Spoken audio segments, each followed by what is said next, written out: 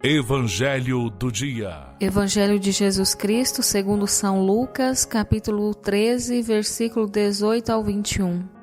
Naquele tempo, Jesus dizia: A que é semelhante o reino de Deus e com o que eu poderia compará-lo? Ele é como a semente de mostarda que um homem pega e joga no seu jardim.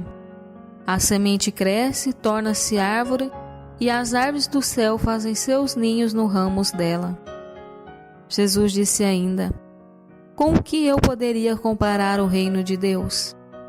Ele é como o fermento que uma mulher pega e mistura com 3 porções de farinha, até que tudo fique fermentado. Bom dia, amigos e amigas que nos acompanham pelas rádios e pelas redes sociais. O Evangelho que lemos hoje traz 2 pequenas parábolas referentes ao reino de Deus.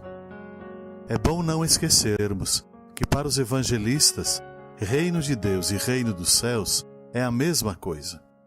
E que para Jesus, este reino não diz respeito ao céu ou à vida na glória. O céu, a ressurreição final ou a vida definitiva em Deus é um aspecto deste reino. E Jesus está muito mais preocupado com os desdobramentos deste reino aqui e agora, na nossa vida e na nossa história humanas. Na primeira parábola de hoje, vemos Jesus comparando o reino com uma grande semente pequenina que, colocada no chão, se transformará numa árvore grande e abrigará os pássaros do céu.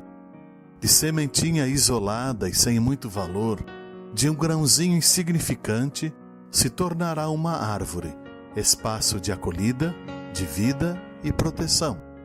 Os pássaros se abrigarão nela. Jesus retoma uma comparação usada pelo profeta Ezequiel.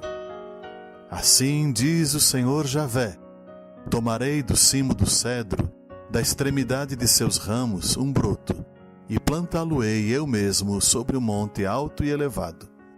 Plantá-lo-ei sobre o alto monte de Israel. Ele deitará ramos e produzirá frutos, tornando-se cedro magnífico, de modo que a sua sombra habitará toda espécie de pássaros, a sombra de seus ramos habitará toda sorte de aves. Ezequiel 17, 23. Ezequiel nos ajuda a perceber que o reino pertence a Deus, ao Pai, e que a sua extensão é universal, pois acolherá toda espécie de pássaros sem exclusões ou distinções. Jesus parece mais discreto do que o profeta Ezequiel. Este fala de um cedro, de uma árvore portentosa, grandiosa, atraente.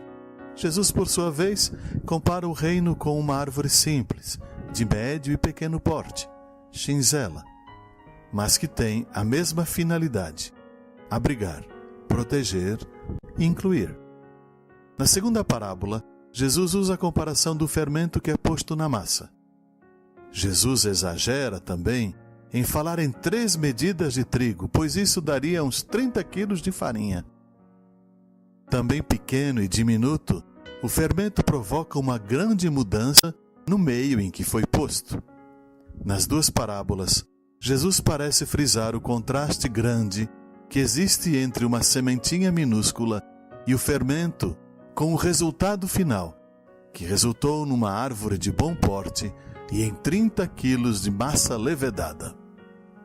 Assim é o reino de Deus, insignificante no começo, mas que com a contribuição do homem que semeia e da mulher que sova a massa, se transforma para abrigar, vestir, proteger, alimentar e acolher toda sorte de pessoas.